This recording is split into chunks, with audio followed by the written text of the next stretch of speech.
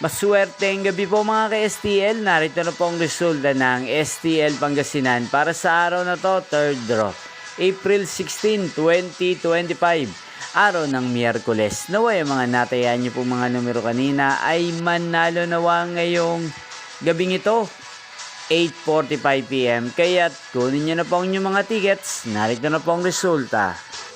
Ang mga numerong nanalo sa STL Pangasinan ngayong gabing ito, April 16, 2025, 8:45 PM, third draw, result 9 at 5 in exact order. Sa lahat po ng tumaya kanina sa STL Pangasinan para sa third draw ng 9 at 5, congrats po sa inyo, panalo po kayo. Again, 9 at 5. At ngayong gabing ito sa STL Pangasinan, natin pong i-shoutout si Kuya Pilo ng Pangasinan na nanonood po lagi dito sa channel na to. Shoutout po sa inyo Kuya Pilo, sana po ay nasa mabuti kayong kalagayan.